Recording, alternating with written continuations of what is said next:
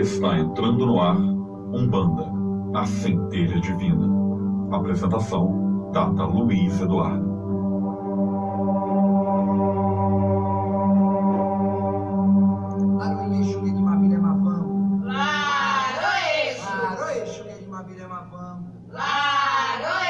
Boa noite, lua cheia, lua nova do meu lado. Exu rei que chegou, vai comandando seu reinado. Boa noite, lua cheia, lua nova. Laro Exu, que Exu esteja conosco nesta noite, mais esse programa, estendendo a nossa voz para o Brasil, para o mundo, a todos aqueles que precisam escutar aquilo que nós vamos falar nessa noite. Hoje nós vamos ter um assunto interessantíssimo, vamos falar de orixá. Então que Exu vai na frente, abrindo o caminho da nossa voz. Muitas coisas nós temos que falar, mas eu quero dar boa noite para você, ouvinte, que já nos acompanha em todos os nossos programas. Seja muito bem-vindo mais uma vez. A você que está vindo pela primeira vez também, aproveite, seja bem-vindo e aproveite para fazer questionamentos, para comentar o nosso programa. Eu convido também o Eduardo para dar boa noite para os nossos ouvintes. Eduardo? Boa noite, pessoal, que tenhamos um ótimo programa hoje, hein? Que assim seja. O Eduardo ele vai estar aqui com a gente, atendendo os telefones, trazendo explicações, conversando com você, ouvinte. E você já pode começar a ligar para cá, para a Rádio Metropolitana 1090M. O telefone do ouvinte é 2176-8282. 2176-8282. Liga para cá, coloca suas perguntas, coloca suas dúvidas, fala o que você quer saber sobre orixá. Hoje a gente vai falar sobre orixá e vamos comentando na live também. Eu convido você a fazer comigo esse programa. Conforme eu for falando o nosso tema de hoje, você vai comentando na live, vai compartilhando também. Quanto mais pessoas escutarem tudo aquilo que nós temos a falar, é melhor, a gente consegue divulgar mais a nossa mensagem. E o que vai acontecer aqui no nosso programa? Já falei o tema, nós vamos falar sobre orixá, vamos falar o que é o orixá. No fim do nosso programa, vamos sortear, minha gente, duas entradas para a pista. Duas entradas duplas, no total 4, né? Para a pista do 15º Prêmio Atabaque de Ouro. O Prêmio Atabaque de Ouro, para quem não sabe, é o maior festival de cantigas do planeta. Reúne os maiores compositores, os maiores intérpretes. Então você que gosta de cantiga de Umbanda não pode ficar fora do 15º Prêmio Atabaque de Ouro. Vai acontecer no dia 25 de agosto, que está chegando.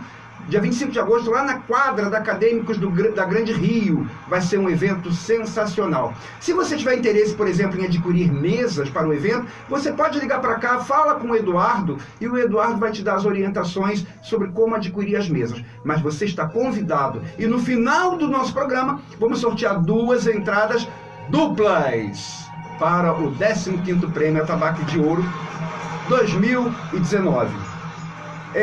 No final do nosso programa também, nós vamos fazer uma oração, vamos fazer aquela nossa prece tradicional do final do programa, e hoje, pedindo ajuda aos orixás, pedindo ajuda a Deus, para você que está se sentindo desanimado, fracassado, sem perspectiva, vamos pedir aos orixás que mudem um pouquinho essa situação na vida e nos próprios sentimentos também. No final do programa, não saia daí até o final do programa para a gente fazer essa oração que pode servir para você aí também. Estamos com as pré-inscrições abertas para o 2º curso de tarô cabalístico. O primeiro foi um sucesso, as vagas voltaram rápido, e para esse 2º curso, as vagas também já completaram. Mas, visando atender a você que ainda deseja fazer o curso, nós conseguimos espremer e abrir mais algumas vagas. Então, se você quer informação, quer fazer sua pré-inscrição para o curso prático de tarô cabalístico, também liga aqui para a rádio 21768282, fala com o Eduardo e ele anota o seu nome e o seu telefone para fazer a pré-inscrição para o próximo curso de tarô cabalístico. E você, por exemplo, que tem um terreiro ou que tem um grupo de estudos e que queira aprender o tarô cabalístico, você pode formar um grupo aí na sua casa, um grupo de estudos de tarô cabalístico, e nós vamos aí também para fazer essa turma, para ensinar como que é o jogo, ensinar o tarô cabalístico. Liga para cá, fala com o Eduardo anota o seu nome, o seu telefone e a gente depois entra em contato. No dia 17 de agosto, daqui a pouquinho, já está chegando, no dia 17 de agosto, nós vamos fazer um grande evento. Dia 25 tem o Atabaque de Ouro. Uma semana antes, no dia 17, a Casa do Caboclo Birajara vai realizar o seu tradicional arraiá.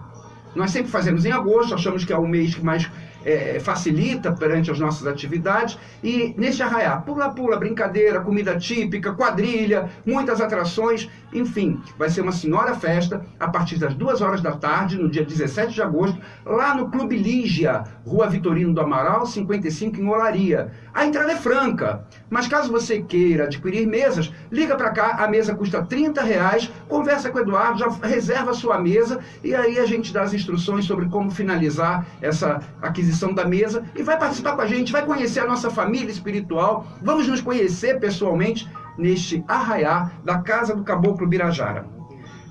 Vocês começam a compartilhar e podem me seguir também nas minhas redes sociais, e eu tenho uma novidade que eu anunciei na semana passada, que é o Spotify. Você que perdeu algum programa e gostaria de escutar o programa anterior, você tem 2 opções. Ou você procura lá na página da Casa do Caboclo Birajara, lá estão todos os programas, mas nós tivemos alguns pequenos probleminhas com a internet em 2 ou 3 programas, então a live que está lá na Casa do Caboclo Birajara, ela pode estar com algumas falhas. Mas você pode escutar o programa pelo Spotify, instala o Spotify no teu celular e aí você digita Umbanda Centelha Divina e vai aparecer todos os nossos programas. Vai escutando no metrô, indo para o trabalho, no ônibus, no trem, na hora de dormir, tomando banho, bota lá o celular para ficar falando, você vai ouvir todo o programa e não vai perder absolutamente nada de todas as informações que nós trocamos. Minha gente, convido vocês a fazerem comigo esse programa. Estamos só iniciando. Vamos para um rápido intervalo comercial e já já a gente volta para falar de orixá. Até daqui a pouquinho.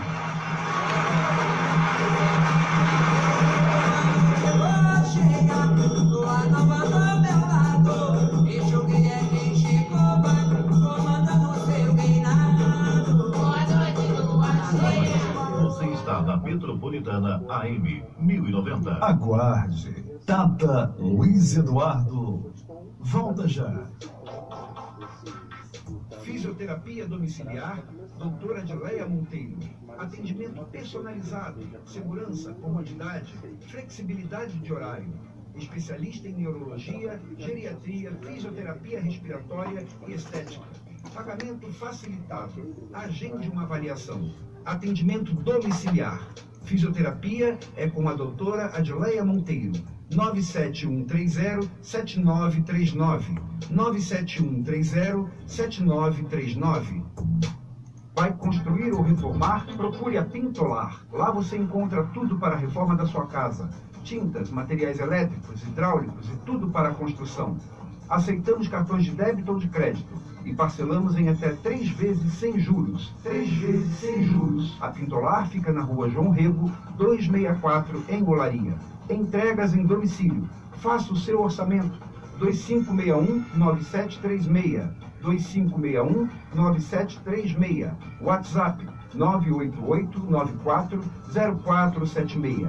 Ligue ou faça uma visita. Pintolar. 15º Prêmio Atabaque de Ouro, dia 25 de agosto, quadra da Acadêmicos do Grande Rio. Informações 97032-9289, 97032-9289. Direção Marcelo Fritz. Realização Jornal e Cabra. 15º Prêmio Atabaque de Ouro. Esperamos por você. Metropolitana 1090.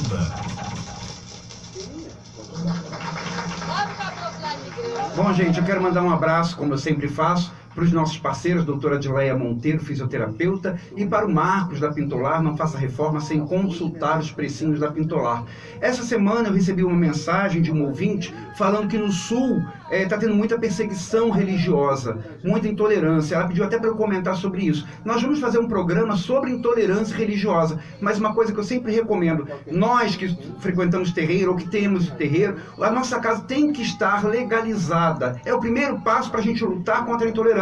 E eu sempre recomendo, porque já utilizamos os serviços dela, da doutora Bárbara, eu sempre recomendo a doutora Bárbara para fazer essa legalização, porque é de uma competência incrível, é uma agilidade maravilhosa. Então, quem quiser depois, você que é dono de casa, ou você que quer legalizar a sua casa, entre em contato comigo pelo WhatsApp. Meu WhatsApp é 985 70 3566, 21, né, Rio de Janeiro, 985 70 3566. Entre em contato comigo que eu passo o contato da doutora Bárbara, que ela vai fazer esse trabalho, assim, de uma maneira muito competente, tá bom, minha gente? Vamos começar a falar sobre orixá. O que é o orixá? Minha gente, não existe tema dentro das religiões afro, assim, que tenham mais, que suscitem mais calor do que a definição de orixá, né? O que são os orixás? São deuses, são seres divinizados, né? Ancestrais divinizados, existem muitas teorias, são forças da natureza, são partes de Deus. O que é o orixá realmente, né? E nós vamos tentar passar agora uma visão um pouco mais racional, assim como a espiritualidade nos ensina. A espiritualidade, ela é sempre muito categórica, ela é sempre muito racional e vai nos trazendo conhecimentos, desmistificando as nossas crenças, às vezes, para construir um entendimento um pouco mais coerente, um pouco mais concreto. Então vamos começar a explicar o que é orixá. Mas para a gente começar a explicar o que é orixá, vamos lá nas ideias, nos conceitos mais antigos. Vamos falar de lendas. Vamos lá nos povos da antiguidade. Não estou falando dos povos africanos, não. Estou falando de povos da antiguidade, né? 2.000 anos atrás, 4.000 anos atrás, 6.000 anos atrás. Vocês já pararam para pensar como que devia ser difícil para aquele povo de 6.000 anos atrás compreenderem Deus como uma figura única, que seja onipotente, onipresente, onisciente, ou seja, que esteja em todos os lugares, que faça tudo, que tenha todo o poder, que seja todo poderoso, atuando sobre tudo ao mesmo tempo? Para nós, às vezes, já é difícil compreender dessa forma. Imagina 6.000 anos atrás, para aqueles povos da antiguidade. Era muito mais fácil para eles, por exemplo, entender não Deus como uma única personalidade, e sim como várias personalidades, baseado naquilo que eles viam. O que é que eles viam? Eles viam os fenômenos da natureza. Então eles viam, por exemplo, trovão acontecer. E isso deve ser obra de um Deus. Eles viam as águas do rio correndo. Então as águas do rio, que ora enchem, ora baixam, também é obra de um Deus. As marés, né, lá das praias, do mar, também sobe e desce, é obra de um Deus. Enfim, era muito mais fácil para aqueles povos da antiguidade entenderem Deus não como uma única figura, e sim como várias figuras diferentes. Era isso que eles conseguiam ver, era assim que eles conseguiam aprender, entender a divindade. E aí, com isso, aqueles povos lá da antiguidade criavam o quê?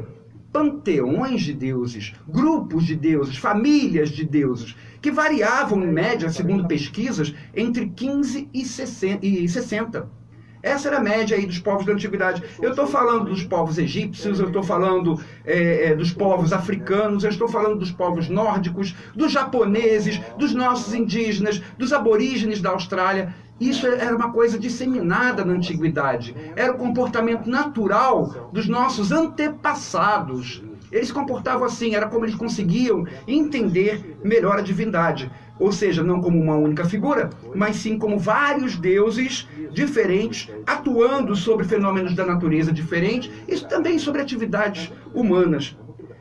Lá para os africanos, por exemplo, os relatos que nos chegam contam que, para os povos africanos, a quantidade de divindades não era nem 15 nem 60. Chegava a 600 divindades e alguns relatos dizem 4.000. Você está achando que é muito? Para os indianos, por exemplo, sabe qual é a quantidade de deuses que eles consideram? 330 milhões. Eu não estou falando errado, não. 330 milhões, ou seja, para cada coisinha diferente da natureza, para cada atividade humana diferente, um Deus regendo aquilo. É até difícil da gente imaginar 330 milhões, como é que pode guardar na cabeça o que cada Deus representa, sobre o que cada Deus rege. E o que faz variar essa quantidade de deuses em cada povo lá da antiguidade? Duas coisas. Primeiro, a capacidade que aquele povo tinha de observar a natureza. Então, povos menos observadores criavam menos deuses, atribuíam aqueles fenômenos da natureza a menos deuses, porque observavam menos a natureza. Povos que observavam mais geravam, criavam conceitos de muitos mais deuses. Uma outra coisa também que fazia aumentar ou diminuir a quantidade de deuses lá daqueles povos era o grau de misticismo do povo. É por isso que a gente vê lá na Índia, que é um país extremamente místico, né? Uma quantidade de deuses tão grande, de 330 milhões. Lá na África, como eu falei, repetindo aqui o que eu falei, a quantidade era em torno de 600 e alguns dizem 4.000, ali distribuído entre os povos de várias culturas diferentes ali na África, né? Com isso, a gente se comparar uma cultura com outra cultura, a gente encontra deuses diferentes, com nomes diferentes, regendo sobre o mesmo elemento. Então, por exemplo, para a cultura iorubá, a divindade regente sobre o trovão, todos nós sabemos, é Xangô. Lá para os povos nórdicos, por exemplo, a divindade regente sobre o trovão, todo mundo já viu os filmes do cinema, é Thor. Ou seja, divindades diferentes atuando sobre o mesmo elemento. Variando por quê? Por causa da cultura. A cultura, o que eles entendiam, a linguagem, a forma arquetípica, enfim, variando, mas regendo sobre o mesmo elemento. Então, existem algumas coisas, 2 pontos que eu queria ressaltar sobre essa questão de termos deuses diferentes em culturas diferentes relacionados ao mesmo elemento. Os 2 pontos que eu quero ressaltar é que diferem um deus do outro. O que difere Thor de Xangô, por exemplo, são 2 coisas. A primeira delas é a forma, e a segunda delas é a origem mítica. E eu acho importante falar isso para você entender o que é o orixá, afinal de contas, que é onde nós queremos chegar com esse raciocínio todo. A primeira coisa, a forma. Como assim? Por que a forma difere? A forma que eu digo é a forma propriamente dita. Todos nós conhecemos aquela frase, né, que diz assim: e Deus criou o homem à sua imagem e semelhança. Todos nós já ouvimos essa frase, está lá na Gênesis, lá da Bíblia, né? Na verdade não é bem assim não. Na verdade não é Deus que criou o homem à sua imagem e semelhança. Nós é que criamos Deus ou deuses à nossa imagem e semelhança. Sabe por quê? Se você for lá para os povos nórdicos, para os antigos lá do povo nórdico, você vai ver aquele panteão de deuses, todos eles brancos, altos, de olhos azuis, loiros ou ruivos, ou seja, com características físicas daquele povo de lá.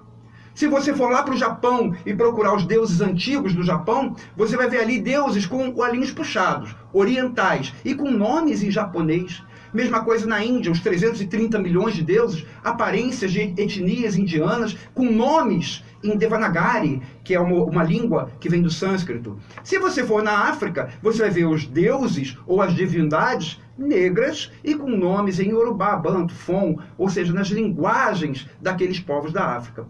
Então, a forma, apesar de nós termos deuses de várias culturas diferentes, regendo sobre o mesmo elemento, sobre o mesmo fenômeno da natureza, ou sobre a mesma atividade humana, a forma diferencia. E a forma é baseada no que o povo entende que é o normal. Então, os nórdicos entendem, lá naquela época da antiguidade, que não tinha telefone, não tinha internet, para ir de um lugar para o outro era difícil. Então, para eles, a raça humana é daquela forma, Deus tem que ser daquela forma. Mesma coisa para os africanos, para os indianos, para os japoneses. Então, a forma se diferencia por esta questão. A questão da cultura e da raça daquele povo.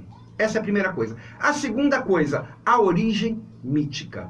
O que eu quero falar com origem mítica? Quando os povos antigos entendiam que os fenômenos da natureza ou que as atividades humanas eram regidos por deuses, eram controlados por deuses, eles criavam histórias para justificar o seu entendimento, para passar para os seus descendentes a cultura da crença naqueles deuses. Então eles criavam lendas que mostravam o poder do Deus, o arquétipo do Deus, a sua personalidade, né? O que aquele Deus fazia, aonde que ele atuava na natureza. E aí, por isso, em todas essas culturas antigas, existem centenas, milhares, bilhões de lendas. Vai na Índia, por exemplo, você vai ver lendas enormes, uma quantidade absurda de lendas para explicar a história, a vida de cada um dos 330 milhões de deuses. Você vai lá nos povos nórdicos, você vai ver também isso acontecendo. Você vai lá nos povos africanos e você vai ver também lendas. Lendas para explicar o poder do Deus, para explicar o arquétipo do Deus, para explicar o que ele atua, em que ele atua na natureza. E por que é que a gente não deve considerar essas lendas, né? Porque, como o próprio nome já diz, é lenda, é mito. É um mito criado pelos nossos ancestrais, são mitos criados pelos nossos antepassados para entenderem melhor a atuação daquilo que eles entendiam como deuses sobre a natureza, sobre nós. Então, são lendas que justificam para eles aquele entendimento. E explicam para os seus descendentes aquele entendimento. Então, cada povo criou as suas lendas. Algumas lendas dessas são puramente imateriais, ou seja, contam casos que não têm relação, por exemplo, com a vida humana na Terra. Outras lendas contam casos mais materiais. O que eu quero dizer com isso? São aquelas lendas, por exemplo, que atribuem a vida, a existência daquele Deus a um antepassado que teria existido realmente. Isso nós vemos nos povos africanos, em que muitas das lendas citam os orixás como seres que realmente existiram encarnados. Lá no Japão também. Os deuses do Japão, segundo a crença lá nipônica, né, todos eles foram criados a partir do casamento do imperador e de uma imperatriz. Antigo, lá do Japão ancestral, o homem se chamava Izanagi e a mulher Izanami. Então os dois casaram, tiveram filhos e todos os deuses vieram a partir daí. Uma origem mítica, uma lenda. Assim como, para os nórdicos também, existiam lendas que atribuíam a existência dos deuses a antepassados. Odin teria vivido na Terra, segundo os nórdicos. Thor teria vivido na Terra, segundo os nórdicos. E a mesma coisa também para os africanos, que também têm lendas, né? Criaram itãs, nós chamamos de itãs, que contam histórias de seres divinizados. O que seriam os seres divinizados? Seriam aqueles seres encarnados que em algum momento, isso segundo as tradições africanas, que em algum momento, por algum acesso de cólera, ou de uma emoção assim absurda, ou de tristeza, enfim, por algum rompante emocional absurdo, eles foram divinizados, passaram a ser deuses. E por que é que essa história foge um pouquinho da realidade? Aliás, bastante da realidade. Essa é a visão um pouco mais racional, que é aquela que eu disse desde o princípio do programa, que nós queremos dar para vocês. Minha gente, ninguém passa a ser divino por um rompante emocional. Sabe por quê? Isso é muito simples da gente entender. Porque se alguém passasse a ser divino por um rompante emocional, um acesso de cólera, um acesso de fúria, ou alguma coisa desse tipo, isso contradiria toda a lei do karma, toda a lei da evolução, e seria injusto com todos nós. Todos nós aqui passamos a nossa existência, encarnação após encarnação, em busca do nosso melhoramento, em busca do nosso aprimoramento, vencendo as nossas paixões dia a dia, passando por provas terríveis, para a gente se melhorar um pouquinho, para a gente crescer espiritualmente um pouquinho. E aí, então, alguém, por um acesso de fúria, por um acesso de cólera, por um acesso emocional, um rompante emocional absurdo, se torna Deus. Deus não é injusto. Deus não prefere um em detrimento de outro. Então, se isso de fato acontecesse, Deus estaria preferindo aquele que ele divinizou por aquele rompante emocional em detrimento dos outros, de todos nós. Se Deus agisse assim, Deus teria paixão. Se Deus tivesse paixão, Deus não seria Deus, porque seria imperfeito assim como eu sou. Ele não seria muito melhor que eu. Nós dois temos paixões.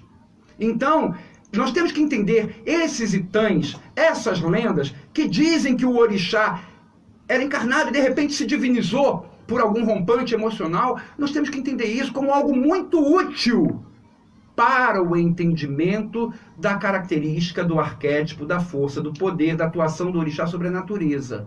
Mas não dá para levar ao pé da letra se nós queremos ter uma visão racional. Aí a gente tem dois caminhos. Ou a gente continua acreditando em determinadas coisas, isso não tem mal nenhum também não. A gente pode continuar acreditando se isso nos faz bem, se isso nos satisfaz aos nossos questionamentos, continuemos adotando determinados conceitos sem o menor problema.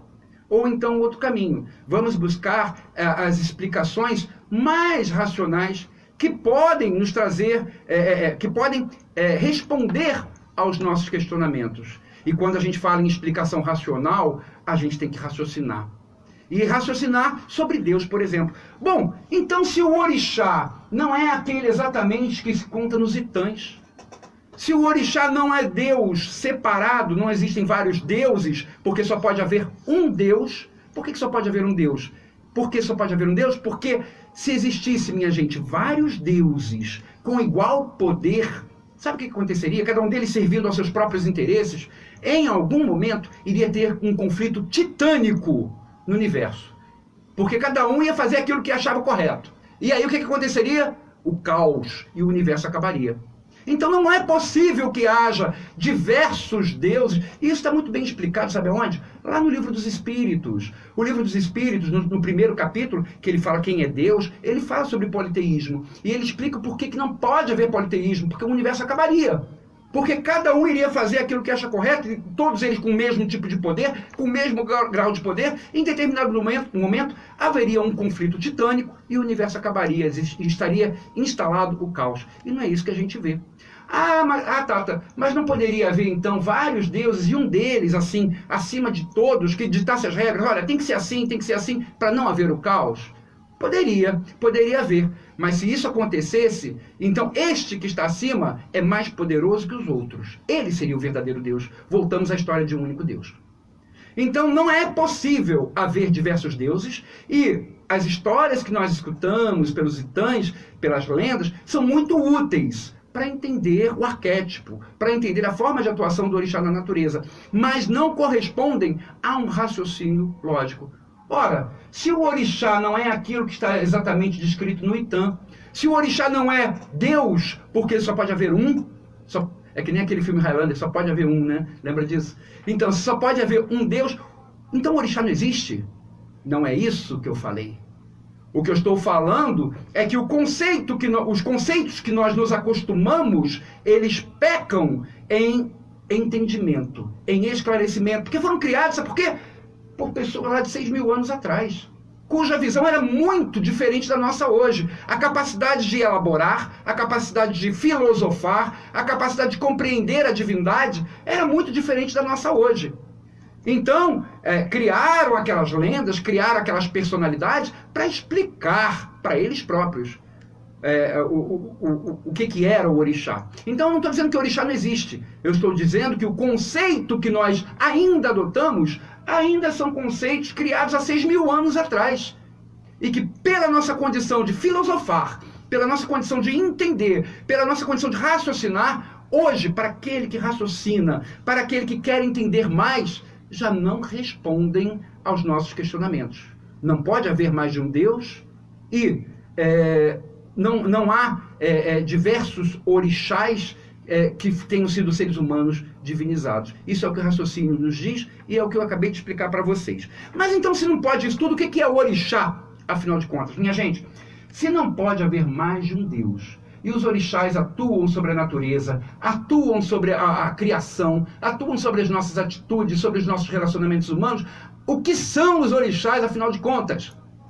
São partes, melhor dizendo, né, para a gente entender melhor, para ficar fácil de entender, são partes de Deus, são imanências de Deus. A palavra imanência, ela significa algo que está dentro de alguém ou de outra coisa e que não pode ser dissociada daquilo. É sinônimo, por exemplo, da palavra inerente. Então, os orixás, eles são inerentes a Deus. Eles pertencem, são partes, são manifestações de um único Deus, manifestações diferentes. Tá ficando complicado. Como é que eu vou entender isso? Muito simples. Eu vou dar para você um exemplo que a espiritualidade nos dá. Você, por exemplo, José, você que está nos assistindo, que se chama José. José, quando você está em casa, por exemplo, você é o José família. Como é que você se comporta em casa? De uma maneira mais despojada, você tira o sapato, anda descalço, é mais descontraído. Quando você está no trabalho, você é o José trabalho. Você é concentrado, às vezes é até metódico naquilo que faz. Você está atento às coisas de uma forma diferente do que você faz em casa. José, quando você vai a um velório, por exemplo, o seu comportamento é bem diferente dos dois anteriores. Então, você é uma única personalidade, você é o José, mas você atua de maneiras diferentes, dependendo das circunstâncias e causando impressões diferentes nas pessoas que te rodeiam. Ora você é o José Família, ora você é o José Trabalho, ora você é o José Velório, ora você é o José Festa Infantil, enfim, de acordo com as necessidades, de acordo com as circunstâncias, você atua de forma diferente. E é isso o que eu quero dizer, é onde eu quero chegar, o que é o orixá. O orixá nada mais é que manifestação divina, em momentos diferentes, atuando sobre elementos e fenômenos da natureza diferentes, atuando sobre os nossos relacionamentos e atividades humanas em momentos diferentes. Quando Deus... quando acontece aquele trovão no céu, está atuando o Deus que faz o trovão. É o único Deus, é o mesmo Deus de todos. Mas naquele momento nós o chamamos de Xangô. Pelas nossas tradições iorubás, pelas nossas tradições africanas, nós chamamos de Xangô. Quando a gente está observando a maré lá na praia, subindo, descendo, ali é uma atuação do Deus que rege sobre o mar. É o mesmo Deus que criou o trovão, é o mesmo Deus que rege sobre as águas do rio, é o mesmo Deus de todos os elementos, é o mesmo Deus universal. Mas naquele momento, ele atua de uma forma específica para criar o mar, para fazer com que o mar suba e desça as marés, e que nós, na nossa tradição espiritualista, nós chamamos de Iemanjá. E assim por diante. A cada atividade divina, nós chamamos por um nome diferente, mas Deus é um só.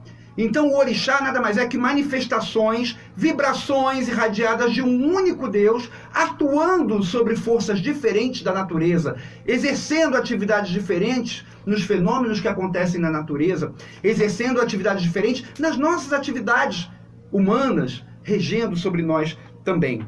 Isso é o orixá, parte do mesmo Deus. E com isso, a gente consegue chegar a algumas conclusões importantes. Primeira conclusão, que eu já falei, só pode haver um Deus. Só há um Deus, porque senão haveria conflitos titânicos, né? Literalmente titânicos. A palavra titã vem é uma palavra grega que representa Deus. Haveria conflitos titânicos e o universo se extinguiria.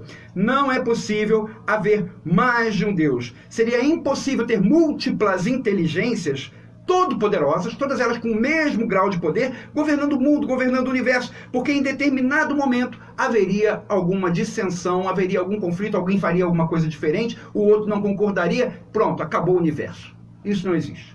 Então, não é possível haver mais de um Deus. É muito importante que a gente compreenda isso, porque o orixá não é Deus. Ele é parte de Deus. Ele é uma imanência de Deus. É uma manifestação de Deus quando exerce algum tipo de atividade diferente.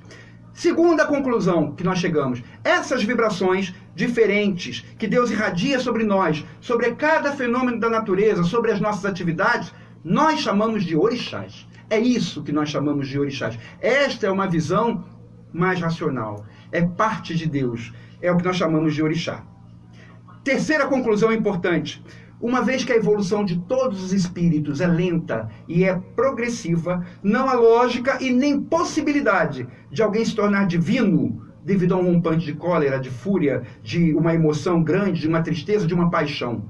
Porque isso seria injustiça com todos os outros espíritos, como nós, por exemplo, que ao longo das nossas encarnações, a gente aprende a lutar contra as nossas paixões, vai passando por tanta dificuldade, coisas aí terríveis, que cada um de nós sabe o que passa, para a gente vencer a nós mesmos.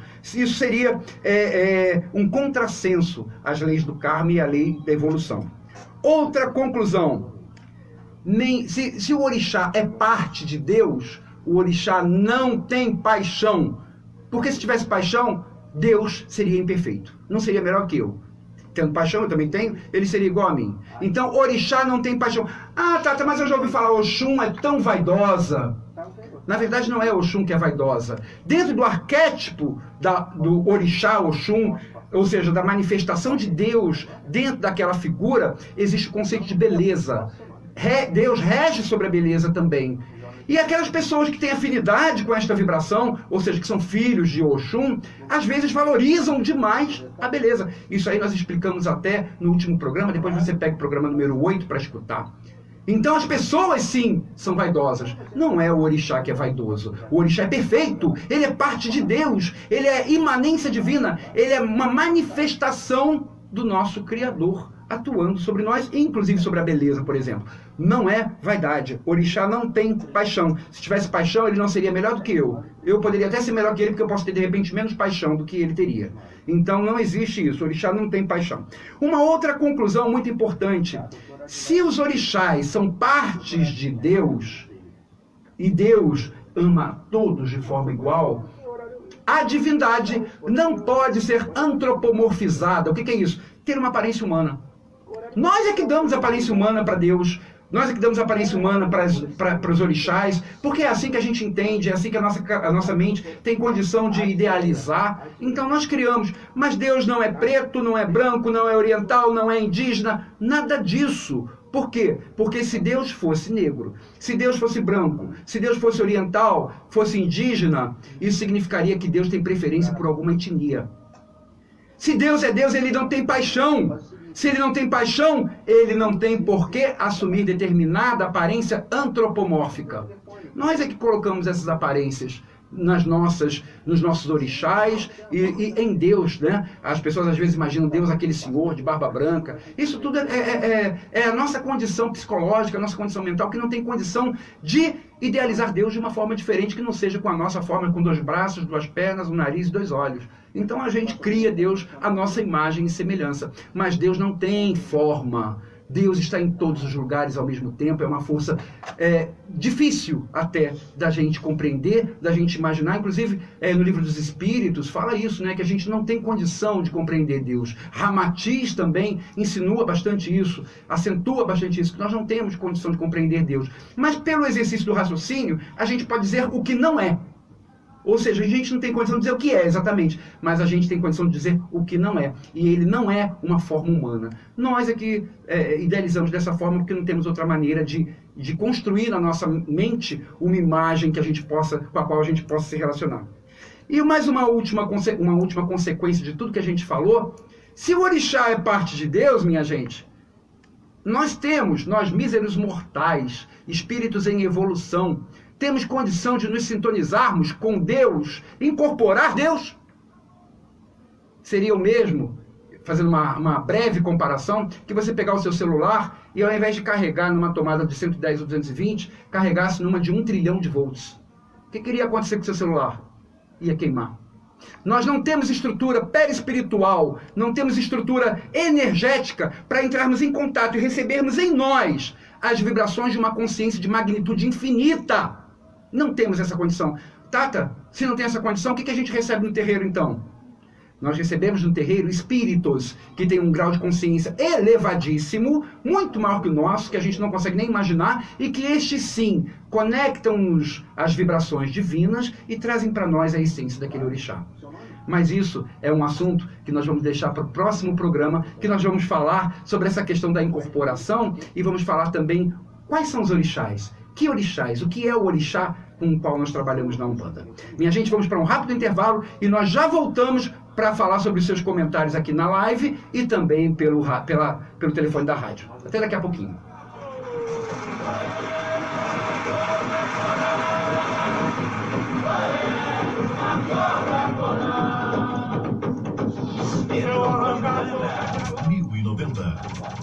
Aguarde. Tata Luiz Eduardo volta já. Vai construir ou reformar? Procure a Pintolar. Lá você encontra tudo para a reforma da sua casa. Tintas, materiais elétricos, hidráulicos e tudo para a construção. Aceitamos cartões de débito ou de crédito e parcelamos em até 3 vezes sem juros. 3 vezes sem juros. A Pintolar fica na rua João Rego, 264, em Olaria. Entregas em domicílio. Faça o seu orçamento. 2561-9736. 2561-9736. WhatsApp 988-940476. Ligue ou faça uma visita. Pintolar. Pela Metropolitana, você está ouvindo o programa Umbanda, a Centelha Divina, com Tata Luiz Eduardo. Fisioterapia domiciliar, doutora Adileia Monteiro. Atendimento personalizado, segurança, comodidade, flexibilidade de horário. Especialista em neurologia, geriatria, fisioterapia respiratória e estética. Pagamento facilitado. Agende uma avaliação. atendimento domiciliar. Fisioterapia é com a doutora Adileia Monteiro. 97130-7939. 97130-7939. Metropolitana. 15º Prêmio Atabaque de Ouro, dia 25 de agosto, quadra da Acadêmicos do Grande Rio. Informações 97032-9289, 97032-9289. Direção Marcelo Fritz. Realização Jornal e Capra. 15º Prêmio Atabaque de Ouro. Esperamos por você. Porque acabou. 1090. Bom, vamos lá. O Márcio Lima está falando aqui. Boa noite, Tata. Boa noite a todos. Pergunta: seria relevante a Umbanda agregar guias provindos da época dos nórdicos ou dos gregos, como falanges? Assim como temos os baianos, os marinheiros, Exus, etc., teríamos os falangeiros de Thor, Odin, etc. Não, Márcio, não. A nossa cultura é outra, os nossos guias já estão muito bem distribuídos, não existe falanges novas que nós tenhamos que agregar ao nosso panteão, né, aos nossos relacionamentos espirituais.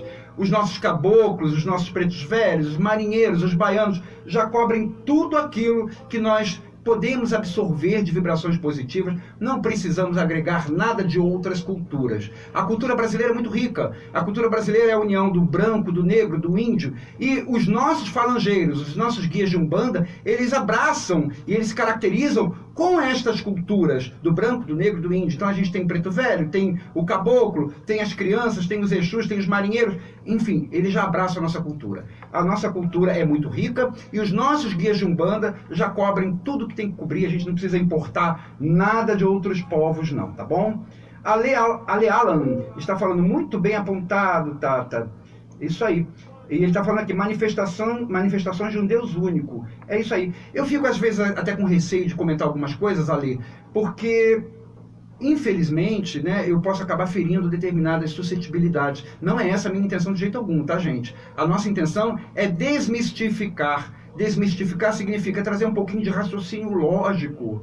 A gente acredita nas coisas, às vezes, sem muito questionamento. E passa de pai para filho aquelas mesmas informações, sem a gente analisar um pouquinho. E essas informações podem ter sido muito úteis, podem ter sido essenciais para o entendimento lá no passado e para que aquele entendimento chegasse até hoje.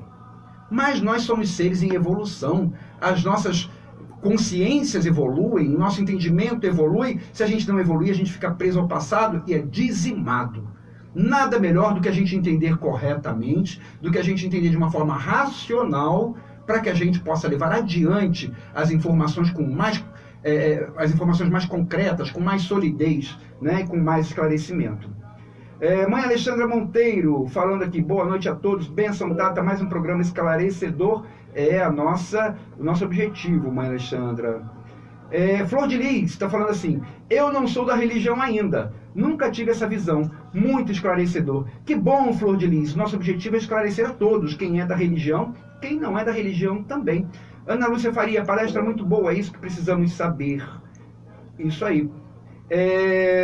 A doutora Adileia, que está nos acompanhando aqui, ela falou, gosto dessa parte dos orixás, que orixás não têm paixão, nós é que temos paixões. Sim, o orixá ele é parte de Deus, Deus é perfeito, Deus não prefere um em detrimento do outro, Deus não tem paixão. Então os orixás que são parte dele são imanências divinas, são inerentes a Deus, são irradiações divinas, são vibrações divinas, também não tem paixão. Ale Alan está falando aqui, no Livro dos Espíritos, a pergunta de Kardec é, o que é Deus? Justamente para não personalizar. Ele está falando aqui, é verdade. A gente não tem como que antropomorfizar Deus, ou seja, dar uma visão humana. Deus não é humano, não é uma pessoa. E a gente tem dificuldade hoje de fazer isso. Você imagina 6.000 anos atrás, Ale. Como que era difícil? Então, por isso foram criadas tantas lendas antropomórficas, colocando Deus com figuras humanas. Tá bom? Eriane Batista, que já nos acompanha sempre. Boa noite, Eriane. Muito esclarecedor, não tenho nem o que perguntar hoje. Que bom, Eriane, espero ter esclarecido a você e a todos que vieram assistir o nosso programa. Flor de Lis está falando aqui, então quando eu fico sabendo qual é o meu orixá, na realidade eu sei quais forças que eu tenho que mais evoluir. Olha, o Flor de Lis, nós comentamos isso no programa anterior. Quando a gente sabe qual é o nosso orixá, isso significa que aquela vibração é a qual nós temos mais afinidade, nós temos mais sintonia, por uma coisa natural, de acordo com a nossa personalidade, tá? Então, conhecer o seu orixá é um exercício de autoconhecimento. Quando você sabe quem é o seu orixá, você vai saber exatamente como você é e o que você precisa melhorar, e os defeitos que você tem que vencer em si, porque o orixá, ele possui um arquétipo, né? E quando a gente tem a sintonia com aquele arquétipo, a gente tem qualidades e a gente, em alguns momentos, pode também descambar para alguns defeitos também. Então, conhecer o orixá é um senhor exercício de autoconhecimento. Flor de Lis está falando aqui, desculpe, só agora que estou indo na casa, ainda não sei diferenciar, não se preocupe, o aprendizado é contínuo. Ale Alan, corretíssimo, Tata, concordo plenamente, viva o progresso, viva a fé raciocinada. Falou tudo, Alan. Ale Alan, é difícil falar seu nome, desculpa, tá? A fé, existe dois tipos, a fé cega e a fé raciocinada. E a espiritualidade sempre nos convoca, nos convida a ter a fé raciocinada. Sabe por quê? Porque a fé cega, ela pode cair em qualquer momento que alguma outra explicação for dada de uma forma diferente e convencer você. A fé raciocinada nunca muda. Por quê? Porque ela está baseada na razão. E é esta fé que nós temos que buscar sempre desenvolver. Eu sempre dou um exemplo quando eu falo de fé cega e fé raciocinada nas minhas palestras, que é o seguinte: imagina que você fosse uma criança e falasse para você, 2 mais 2 é 4. Simplesmente isso. Você iria acreditar. Essa é uma fé cega. Se amanhã uma pessoa com quem você tivesse maior afinidade ou um poder de argumentação maior falasse, não, 2 mais 2 não é 4 não, é 5. Você poderia acreditar também. Ela venceu pela argumentação, você gostava mais dela, tinha mais afinidade. Agora, se quando falaram para você, 2 mais 2 é igual a 4, junta aqui 2 bolinhas com 2 bolinhas e conta, e você contar 4, não adianta vir no dia seguinte alguém falar que é 5, porque a sua fé ali é raciocinada. Você contou e você viu que dá 4. Então, seja o que for que vier depois, não vai mudar sua opinião. Essa é a diferença entre a fé cega e a fé raciocinada. E a gente tem que buscar sempre a fé raciocinada, porque ela é inquebrantável, ela é forte, porque ela é justamente baseada na razão. Andréia Almeida está falando aqui, boa noite, irmãos de fé. Sim, aprendemos de pai para filho, e ao aprender errado, o preconceito se mantém. Muito importante esse trabalho de informar e desmistificar. É isso aí. Regina Machado está falando aqui, como conhecemos os orixás? Nós chegamos a comentar isso, Regina, no último programa, no programa número 8, que você pode ver lá no Spotify, tá bom? Ouvir, melhor dizendo, no Spotify. Existem várias formas, jogo de búzios, eu já vi na internet terreiros que usam obi para ver orixá, às vezes é o guia do próprio dirigente que fala, enfim, existem vários métodos e não entramos no mérito de qual é certo e de qual é errado. Cada casa tem o seu jeito de ver como é o orixá, tá? Ou quais são os orixás daquela pessoa. Temos alguma pergunta aqui enviada pelo telefone? Vamos lá. Wesley Moreira está perguntando, Exu Guardião, como saber o seu? Olha, Wesley, você tem que pertencer em primeiro lugar a uma casa, né? E nesta casa, de acordo com os ritos da casa, né? Provavelmente, o mais normal na Umbanda é que ele se manifeste e no futuro, em um determinado momento, fale o seu próprio nome, né? A gente tem que ter cuidado sempre com aquela questão do animismo, que nós falamos em alguns programas atrás sobre animismo, né? Que é a interferência involuntária da mente subconsciente da pessoa. Mas existem vários métodos também. Um deles, e o mais comum nos terreiros de Umbanda, é o guia baixar, né, e um belo dia falar o seu nome, eu sou fulano de tal. Isso aí é até um assunto que nós vamos falar num outro programa, porque a questão do animismo, neste ponto, às vezes ela atrapalha bastante. Então você vê por aí, quantos Exus tranca-rua, né? Será que todos eles são tranca-rua mesmo? Ou é porque é o mais conhecido e a mente da pessoa, a mente subconsciente, induz a falar daquela forma, né? Enfim, então, uma outra forma também é através dos búzios, em alguns terreiros também vê através dos búzios, enfim, cada um tem o seu jeito de ver. Minha gente, nós vamos dar eu queria que vocês escutassem uma mensagem que eu vou colocar agora, e eu estou informando para vocês que o compartilhamento para concorrer ao sorteio, estamos encerrando agora nesse momento, tá bom? Mas eu queria que você prestasse atenção nesta mensagem que nós vamos colocar agora. É um apelo que eu faço a você que nos assiste, a você que nos escuta, que gosta do nosso programa, que gosta do trabalho desenvolvido na Casa do Caboclo Birajara e na Centelha Divina, que é esta grande instituição que abraça a Casa do Caboclo Birajara. Preste atenção nesse recado, por favor. Sabia que você pode ser parceiro da espiritualidade na obra de expansão da nossa Umbanda? Ô, Dofiaba! Ela vem sobre as ondas. Coopere com a construção de mais um templo umbandista de A Centelha Divina. Ajude-nos a construir o templo Estrela do Mar, a Casa da Mãe Iemanjá, em Unamar, Cabo Frio. Acesse www.vaquinhacomk.com.br.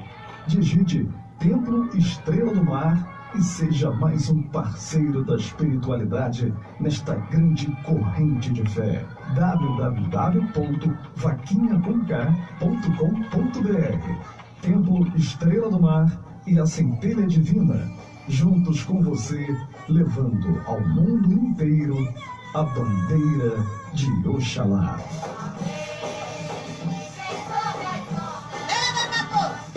Pois é, minha gente, a Casa do Caboclo Birajara e a Centelha Divina, reunindo os esforços, conseguiram adquirir um terreno lá em Unamar para nós levantarmos a Casa de Mãe Iemanjá, o Templo Estrela do Mar, que vai atender toda aquela região dos lagos, Cabo Frio, São Pedro da Aldeia, enfim, toda aquela região dos lagos. Então nós juntamos nossos esforços e conseguimos adquirir o terreno, mas nós precisamos do auxílio para nós levantarmos as paredes da casa da nossa mãe, da grande mãe Iemanjá. Então você que queira colaborar, você pode ir lá no site vaquinha.com.br, vaquinha com K, aí digita lá, Templo Estrela do Mar, e você pode contribuir com o valor que você quiser, tá bom? É mais uma obra de caridade, mais uma obra espiritual, estendendo a Centelha Divina por todos os lugares.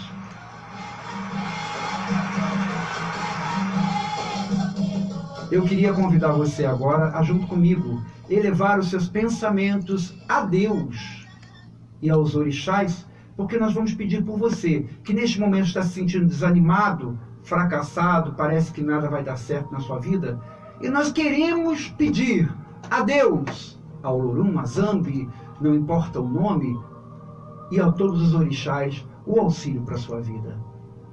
Meu Pai Oxalá, estamos unidos em prece mais uma vez, neste programa, neste encontro das quintas-feiras, meu Pai.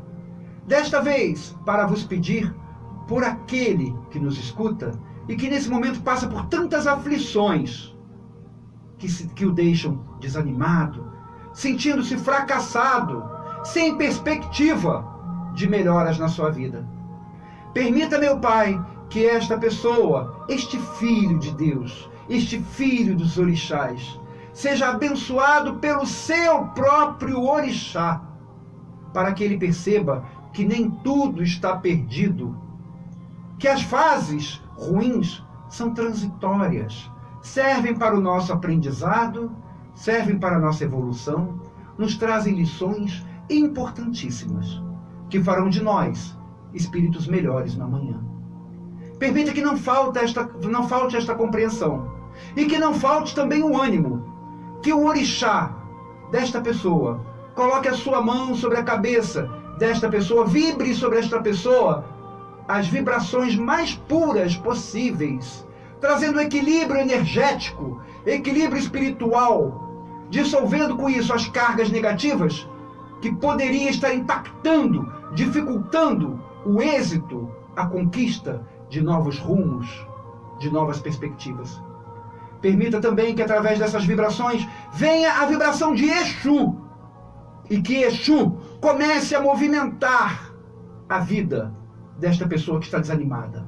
Se é por causa de emprego, que Exu facilite a nova conquista profissional.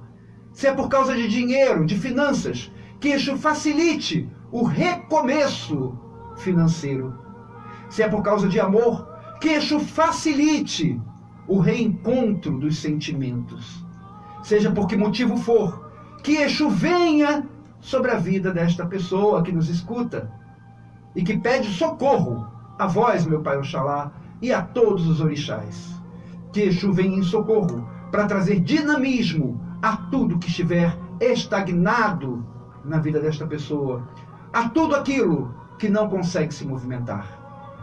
Permita, meu Pai, Oxalá, que a força de Exu dissolva os males, as cargas negativas, para que abra os caminhos na medida do possível. E que ao abrir os caminhos, que não falte o impulso dado por Senhor Ogum para ir em frente, vencendo as demandas, trazendo novos rumos, vencendo as batalhas da vida. Que não falte a vibração de Xangô para trazer solidez em cada passo, para que não haja retrocesso. Que não falte a coragem de Inhansã para mover para frente, sem medo do futuro. Que não falte a vibração de Oxóssi, para que não falte também a fartura, o provento do lar, as condições de obter para a sua família o seu sustento físico e espiritual. Que não falte, enfim, meu Pai, as vibrações de cada orixá. E que, sobretudo, não falte a sua vibração, a vibração de Oxalá, trazendo paz, trazendo espiritualidade e trazendo fé a cada um de nós. Abençoa cada um de nós. Ampara, guarda, protege, ilumina, agora e sempre. Que assim seja, graças a Deus.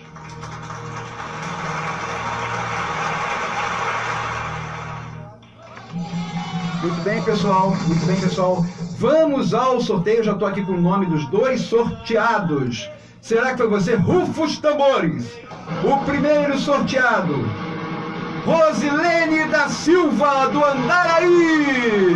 Parabéns, Rosilene. Você ganhou um ingresso duplo para o 15º Prêmio Atabaque de Ouro para a pista. Segundo sorteado, cruza os dedos, pode ser que tenha sido você. Se você se chama Cláudio Henrique, que compartilhou pelo Facebook, você ganhou uma entrada dupla para o 15º Prêmio Atabaque de Ouro no dia 25 de agosto, na quadra da Grande Rio.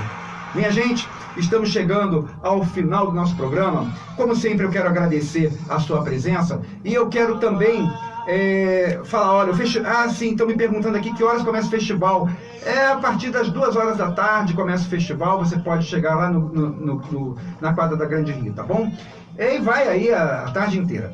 Bom, eu quero anunciar o tema do nosso próximo encontro. Hoje nós falamos sobre orixá, explicamos o que é orixá, sob uma visão racional sobre orixá. Não quero contrariar ninguém, não quero ferir suscetibilidade nenhuma. E no próximo programa, nós vamos continuar falando sobre orixá. Vamos falar sobre aquele orixá. O que você recebe lá no terreiro, por exemplo? É o orixá? Se for, qual é o orixá? O que acontece dentro dos terreiros de Umbanda? É isso que nós vamos falar no nosso próximo encontro. Então, este de hoje, você já compartilha por aí.